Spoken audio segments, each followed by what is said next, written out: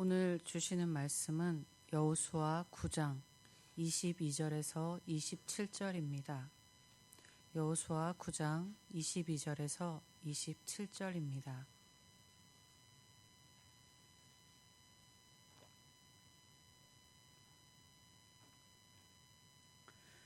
여호수아가 그들을 불러다가 말하여 이르되 너희가 우리 가운데에 거주하면서 어찌하여 심히 먼 곳에서 왔다고 하여 우리를 속였느냐.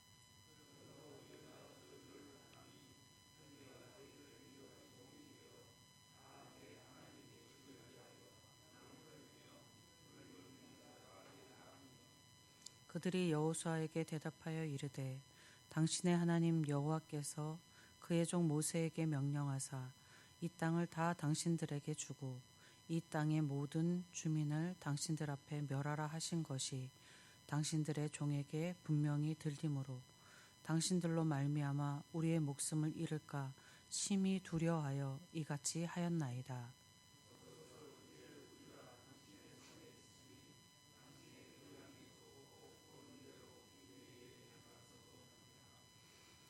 여호수아가 곧 그대로 그들에게 행하여 그들을 이스라엘 자손의 손에서 건져서 죽이지 못하게 하니라.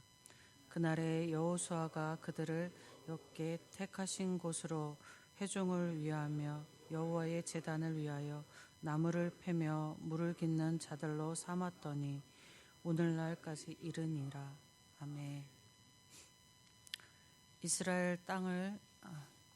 이스라엘이 요단강을 건너 가나안 정복 전쟁을 시작하고서 여리고와 아이성을 차례로 멸망시켰습니다. 가나안에 살고 있던 족속들이 이런 이스라엘의 모습을 보고 크게 위협을 느끼고서는 동맹을 맺고서 이스라엘을 대적하려고 하였습니다.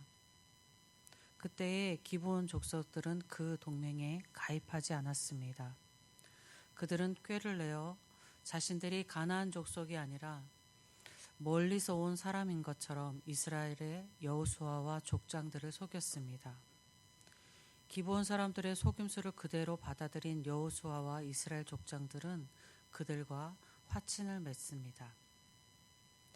기브온 사람들의 이 거짓말은 3일 만에 거짓임이 드러났습니다.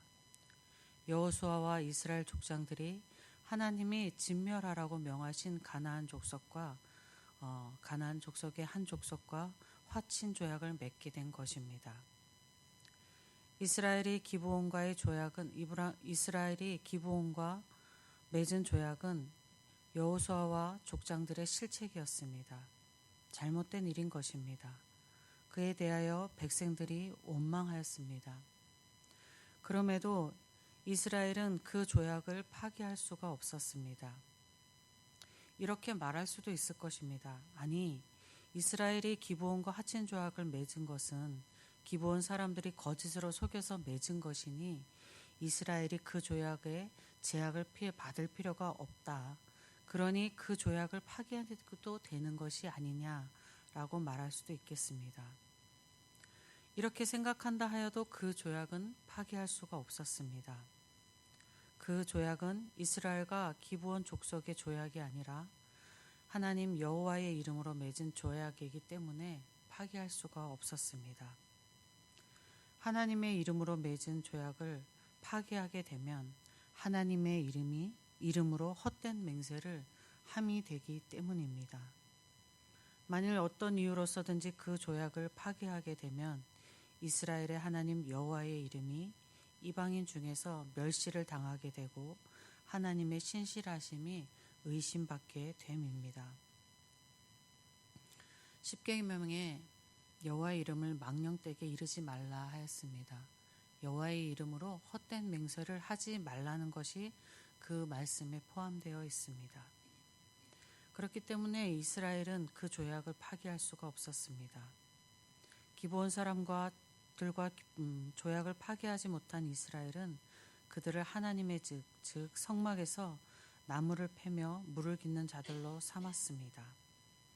이는 기브온 사람들이 이스라엘 사람들과 동등된 위치에 있는 것이 아니라 종의 위치에 있게 된다는 말입니다. 느헤미야서에 보면 기브온 사람들에 대한 기록이 있습니다. 기브온 사람들이 이스라엘에게 속하게 된 것은 이스라엘이 가나안 땅을 정복하는 초기입니다. 이스라엘이 땅을 소유한 나라가 시작되는 그때의 하나님의 백성으로 이스라엘에게 들어온 기브온 사람들이 이스라엘 나라의 오랜 역사가 흐른 후에 그 나라가 멸망하고 바벨론 포로 생활을 거쳐 다시 귀환하는 그 귀환의 무리에 속해 있었습니다. 그리고 귀환하여 예루살렘 성벽을 재건할 때에도 기브온 사람들이 함께 있었습니다. 물론 이 기브온 사람들은 가나안 정복 전쟁에서 만난 사람들의 후대를 뜻하는 것이죠. 그러니까 기브온 사람들이 이스라엘의 오랜 역사 속에 이스라엘 백성이 되어서 하나님의 백성으로 대를 이어서 살았음입니다. 멸망당할 가나안 족속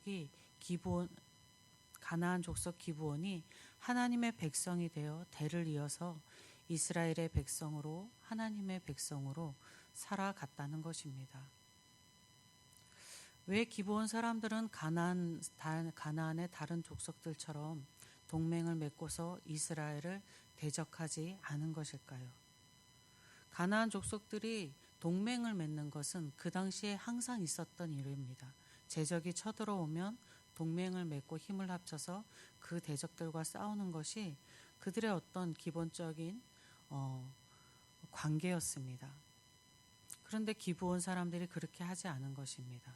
그 이유가 24절에서 그들이 하는 대답으로 알 수 있습니다. 24절을 보면 하나님 여호와께서 그의 종 모세에게 명하사 이 땅을 다 당신들에게 주고 이 땅의 모든 주민을 당신들 앞에 멸하라 하신 것을 들었습니다. 당신들로 말미암아 우리 목숨을 잃을까 심히 두려워하여 이같이 하였습니다라는 것입니다. 그러니까는 여호수아가 너희 왜 우리를 속였느냐, 너희 그렇기 때문에 성막에 나무 패고 물 깃는 종이 되라라고 할 때 이 기브온 사람들이 한 말입니다. 그러면서 뭐라 그러냐면 당신이 좋고 옳은 대로 하십시오라고 합니다. 어떤 처사든 받겠습니다라는 것입니다. 기브온 사람들의 이 대답은 놀라운 말입니다. 하나님을 믿지 못했던, 알지도 못하고 믿지 않던 이방인이 그들이 하나님을 믿는다고 고백하는 고백입니다. 그들이 하나님이 모세를 통하신 말씀이 이루어질 것이라는 것을 믿는다는 고백입니다. 그들이 하나님께 자신의 목숨이 달려있다고 하는 고백입니다. 이들의 이 고백은 우리가 6장에서도 한번 보았는데 라합의 고백과 같다고 볼 수 있습니다. 기브온 사람들과 라합이 하나님을 향한 이러한 고백들을 할 수 있었던 것은 하나님의 백성 이스라엘이 있었기 때문입니다. 기브온 사람들이 하나님을 알 수 있었던 것은 하나님의 백성 이스라엘이 있었기 때문입니다. 그리고 이런 믿음의 고백을 할 수 있었던 것은 이스라엘이 애굽에서 광야에서 가나안 땅같이 하나님의 은혜로 하나님의 능력으로 살아왔기 때문이고 그것을 그들이 듣고 또 보았기 때문입니다. 하나님께서 이 세상 가운데 하나님을 나타나실 때에 하나님의 백성을 통해서 하나님을 나타내 보이십니다. 하나님의 백성의 삶을 통해서 하나님을 나타내 보이시는 것입니다. 하나님의 백성인 여러분의 삶을 통해 많은 사람들이 하나님을 볼 수 있기를 바랍니다. 그래서 여러분을 통해 많은 구원이 이루어져 구원을 얻은 이들이 대를 이어 하나님의 백성으로 살아갈 수 있기를 주님의 이름으로 축복드립니다. 아버지 하나님 감사합니다. 우리를 불러주셔서 하나님의 백성으로 살아가게 하시니 감사합니다. 우리가 주님을 알 때에 우리를 주님으로 알게 이끌어 주셨던 믿음의 하나님의 백성들이 있었습니다. 우리 또한 하나님의 백성으로서 다른 이를 믿음으로 이끌 수 있는 그러한 사람들이 되게 하여 주시옵소서. 우리의 삶 가운데 하나님의 은혜를 허락하여 주시옵시고 우리의 삶 가운데 하나님의 능력으로 살아가게 하셔서 우리의 삶을 보는 이들이 하나님을 볼 수 있도록 하여 주시옵소서. 죄된 인간이 어찌 하나님을 나타내겠습니까? 오직 성령의 능력으로 하나님의 은혜로 가능하오니 하나님께서 그 일을 이루어 주시옵소서. 이루실 하나님을 소망하며 우리 주 예수 그리스도의 이름으로 기도드립니다. 아멘. 하늘에 계신 우리 아버지, 아버지의 이름을 거룩하게 하시며 아버지의 나라가 오게 하시며 아버지의 뜻이 하늘에서와 같이 땅에서도 이루어지게 하소서. 오늘 우리에게 일용할 양식을 주시고 우리가 우리에게 잘못한 사람을 용서하여 준 것 같이 우리 죄를 용서하여 주시고 우리를 시험에 빠지지 않게 하시고 악에서 구하소서. 나라와 권능과 영광이 영원히 아버지의 것입니다. 아멘. 이 시간 함께 기도하실 때에 우리 교회를 위해서 기도하겠습니다. 하나님의 영광을 나타내는 교회 되게 해달라고 기도하겠습니다. 그리고 하나님의 일을 맡기신 위임 목사님을 비롯한 사역자들이 주님의 일을 잘 감당할 수 있기를 기도하시고 또 새로 피택되신 우리 항존 직분자들이 믿음에 튼실하게 자리를 잡아 주님이 맡기신 사역을 잘 감당할 수 있기를 기도하시겠습니다. 환우들을 위해서 기도하시고 고통 가운데 있는 성도들 기억나는 대로 기억하시고 예천 지역과 나라를 위해서 기도하시고 선교지를 위해서 기도하겠습니다.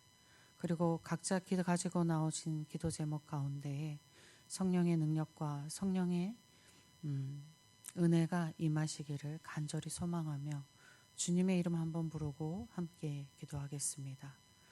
주여